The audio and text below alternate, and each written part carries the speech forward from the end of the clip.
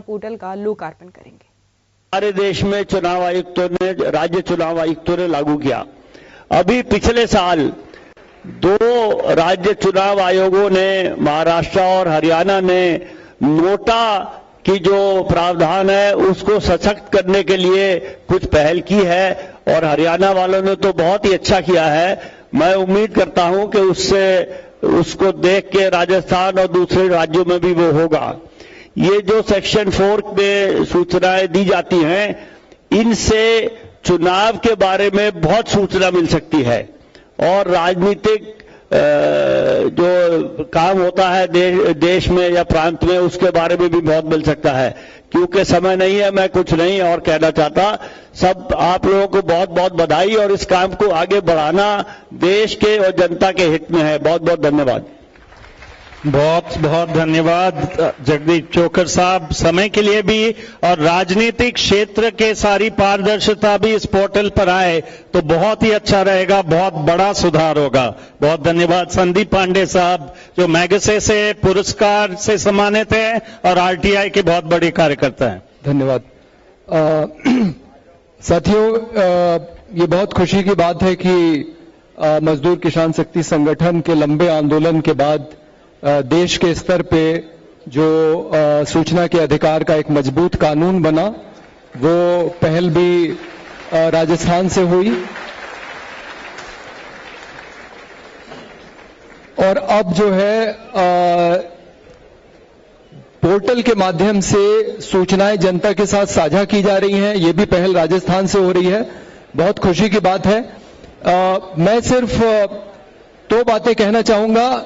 सूचना के अधिकार से जो परिवर्तन आया है देश के अंदर, जनता और शासकों का जो समीकरण बदला है।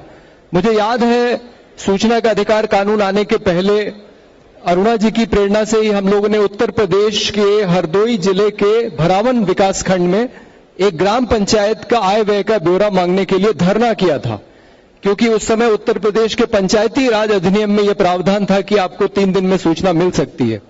और हमारा विधायक बहुजन समाज पार्टी का जो सुबह आके हमको बधाई देता है कि आप बहुत अच्छा काम कर रहे हैं, वो जिले पे जाके जिलाधिकारी की अध्यक्षता में और उस समय की मायावती सरकार के एक मंत्री की उपस्थिति में एक प्रस्ताव पारित करवा देता है कि भले ये आम लोग हम लोग से, जनप्रतिनिधियों से सूचना कैसे मांग सकते हैं और ये जितने लोग सूचना मांग रहे हैं इनको जेल में डाल दिया जाए। और ये पूरा प्रस्ताव पारित हो जाता है, जबकि जिलाधिकारी की तो जानकारी में था कि सूचना देनी चाहिए। और एक बार हम लोगों ने इसी मंत्री की, जब उसके विधायक निधि का हिसाब किताब मांगा तो हम लोग से कहा गया कि सूचना मांगोगे तो जूता मिलेगा। तो ये जो मानसिकता थी शासक वर्ग की, ये सूचना के अधिकार कानून के बाद बदली है। और हमारे एक साधारण कार्यकर्ता ने जब ये सवाल पूछ लिया कि मुलायम सिंह जी के राजनीति में आने के पहले उनकी संपत्ति का ब्यौरा दिया जाए और आज की स्थिति में, उस समय वो मुख्यमंत्री थे, उसका ब्यौरा दिया जाए, तो सारे अधिकारियों ने उसको बैठा के कहा कि भैया ये सूचना मत मांगो, तुम्हारा जो काम करना है बता दो, लेकिन ये अपना आवेदन वापस ले लो। तो ये परिवर्तन आया कि जो एक आम नागरिक जिसको अपना काम कराने के लिए पहले बहुत दिक्कत होती थी, इस व्यवस्था में तो या तो आप घूस दीजिए या आपकी कोई पहुंच हो किसी अधिकारी नेता तक, या आप किसी संगठन से जुड़े हो तभी आपका काम होता है। लेकिन एक अकेला नागरिक एक सूचना के अधिकार का आवेदन लेके जाता है किसी कार्यालय में और अब उसको सम्मान के साथ उसके साथ बातचीत होती है, सूचना कई बार दी भी जाती है, कई बार नहीं दी जाती है, लेकिन उसका काम हो जाता है। ये एक बहुत बड़ी उपलब्धि है इस पूरे आंदोलन की। और ये जो काम हुआ है ये भी बहुत महत्वपूर्ण है। पिछली अखिलेश यादव की सरकार में मैं देख रहा था कि मध्याह्न भोजन का सारा आंकड़ा, रोज किस विद्यालय में कितने बच्चे खाना खा रहे हैं, ये सरकार मंगाती है कंप्यूटर पे और दर्ज करती है, लेकिन जनता को ये उपलब्ध नहीं है। तो अगर किसी को कोई सवाल खड़ा करना हो कि भाई आज आप तो इतनी संख्या बच्चों की दिखा रहे हैं लेकिन वाकई में तो इतने ही बच्चों ने खाना खाया, तो वो कैसे शिकायत करेंगे। तो ये तो मैंने उसी समय सरकार से कहा था अपने उत्तर प्रदेश में कि भाई इस सूचना को सार्वजनिक कीजिए। और अभी कुछ दिन पहले हमारे खाद्य और रसद आयुक्त मुझे कंप्यूटर पे दिखा रहे थे कि देखिए ये ट्रक चला है भारतीय खाद्य निगम के गोदाम से और ये राशन लेके ये जा रहा है इस गोदाम पे, जो विकास खंड स्तर का या तहसील स्तर का जो कार्यालय है। तो वो ट्रक चल रहा है, जब वो रुकता है तो भी दिखाई पड़ता है, लेकिन वो तो सिर्फ अधिकारी देख रहा है। अगर जनता को पता करना हो कि उसका राशन आ रहा है कि नहीं, तो वो जानकारी सार्वजनिक होनी चाहिए थी। तो जो मैंने सिर्फ सोचा था कि वो कभी होना चाहिए, वो आज यहां राजस्थान में करके दिखाया है। इसके लिए यहां के जो जन आंदोलन के लोग हैं, जिसमें सबसे बड़ा श्रेय तो अरुणा रॉय जी को जाता है, और जो यहां की सरकार है उसको भी ये उसको बधाई की पात्र है वो, कि उसने ये जो जनता की मांग थी कि ये पूरी सूचना सार्वजनिक की जाए, आज उस सपने को साकार किया है। इसके लिए पूरे राजस्थान को बहुत बहुत बधाई, और हम उम्मीद करते हैं कि किसी दिन अन्य राज्यों में और देश के स्तर पे भी ऐसा लागू होगा। बहुत बहुत शुक्रिया। बहुत बहुत शुक्रिया संदीप भाई। मैं स्वागत करना चाहूंगा इस पूरे हॉल में हमारे उप मुख्यमंत्री जी, डिप्टी सीएम जी सचिन पायलट साहब का।